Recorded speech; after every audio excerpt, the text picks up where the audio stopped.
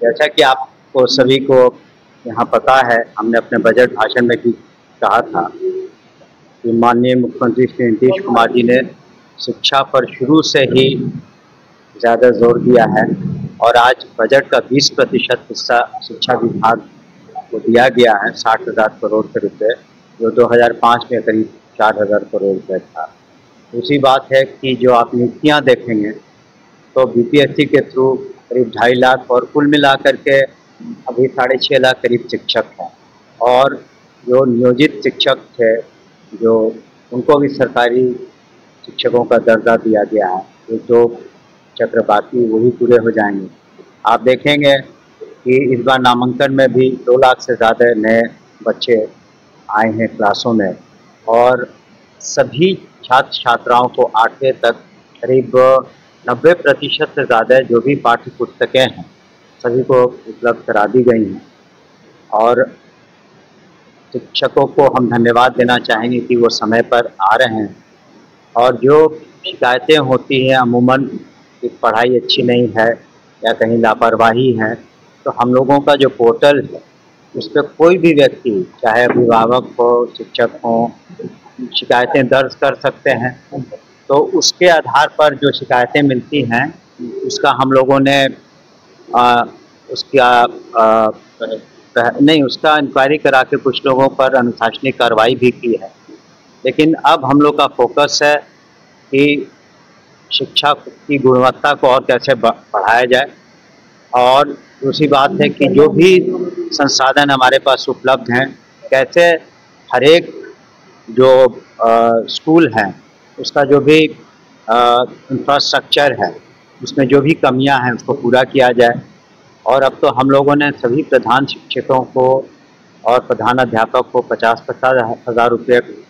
तक की राशि दी है ताकि छोटे मोटे जो भी कमियां रहती हैं स्कूल में, पंखा ठीक नहीं है, गर्मी का दिन है, बिजली की प्रॉब्लम है या कहीं सफाई की ज़रूरत है, तो उन पैसों को वो खर्च कर सकते हैं। ये पहली बार किया गया है। साथ ही साथ हम लोगों ने जो परीक्षाएं थी हर एक परीक्षा हर एक महीना ले पाने में दिक्कतें होती थी क्योंकि 1,76 लाख से ज़्यादा स्टूडेंट्स हैं, 76,000 से ज़्यादा स्कूल्स हैं, वो हम लोगों ने त्रैमासिक कर दी। ट्रेनिंग पर भी विशेष ध्यान दिया है। सभी शिक्षकों की ट्रेनिंग साल में 2 बार 1-1 सप्ताह के लिए 5-5 दिन के लिए कराई जा रही है और ख़ास करके उनको कहा जा रहा है कि जो शिक्षकों का अपना आचरण कैसे रखें, अनुशासन कैसे रखें ताकि वो छात्र छात्राओं के लिए रोल मॉडल बन सके। और आपने देखा भी होगा जो परीक्षाएं हुई, बोर्ड की परीक्षाएं भी हम लोगों ने पूरे हिंदुस्तान में और जो +2 की परीक्षाएं हुई इंटर की पूरे हिंदुस्तान में सबसे पहले हम लोगों ने रिजल्ट प्रकाशित किया और जो सही छात्र छात्राएँ थे उनको हम लोग पुरस्कृत भी आने वाले समय में करेंगे। हायर एजुकेशन का जहाँ तक सवाल है उसमें सुधार आया है। मात्र 3 ऐसे यूनिवर्सिटीज़ हैं 15 में से जहाँ की शैक्षणिक जो व्यवस्था उसमें सुधार की सेशन थोड़े पीछे हैं, लेकिन वो भी अगले 6 महीने में वहाँ सुधार हो जाएगा। तो हायर एजुकेशन को भी कैसे प्लेसमेंट के पॉइंट ऑफ व्यू से और कैसे बेहतरी हो सके उस पर हम लोगों ने अपने विचार रखे हैं और यूनिवर्सिटीज़ भी उस पर काम कर रही हैं और हमारे जो चांसलर साहब हैं, गवर्नर साहब, वो भी इसकी समीक्षा कर रहे हैं। समय समय पर उनके यहाँ से भी बहुत बेहतरीन दिशा निर्देश दिए गए।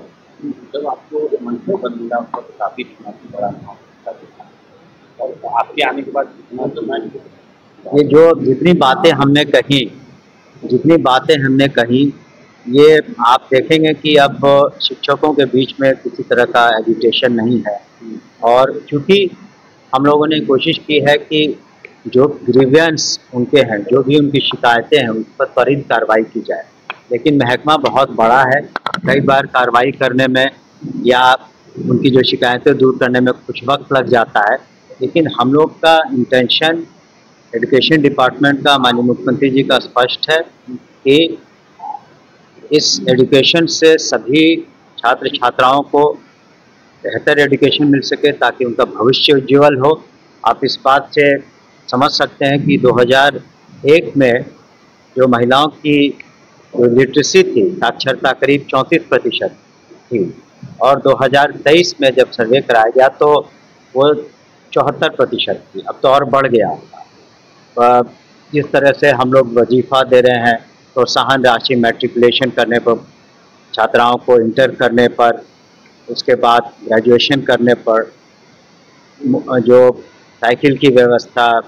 जो सरकार की ओर से सभी छात्र छात्राओं के लिए ड्रेसेस की, यूनिफॉर्म की व्यवस्था, इससे निश्चित रूप से पूरा वातावरण शैक्षणिक व्यवस्था में इसकी काफ़ी सुधार हुई है। और आने वाले दिनों में हम समझते हैं हमारी पूरी एजुकेशन डिपार्टमेंट अन्य विभागों से भी साथ में समन्वय बना करके, अभी आपने देखा होगा कि बिहार दिवस कितने अच्छे तरीके से, बेहतरीन तरीके से उसका हम लोगों ने आयोजन किया। सभी जो बिहार दिवस पर अन्य राज्यों के, देश के विख्यात कलाकार आए। और वित्त रहित का जहाँ तक प्रश्न आपका है, तो हम लोगों ने 636 वैसे स्कूल्स के जिनके कोर्स सस्पेंडेड थे, उनको पुनः कैबिनेट में डिसीजन ले करके कि 1 साल के लिए उनको और समय दिया जाता है कि जो उनकी व्यवस्था है उसमें सुधार लाएं, और उस कोड को जो फ्रीज किया हुआ था 636 जहाँ तक स्मरण है स्कूलों का, उसको हम लोगों ने हटा दिया है ताकि वो अपने इंफ्रास्ट्रक्चर में और जो कमियां पाई गई इंस्पेक्शन में उसको सुधार ला सकें।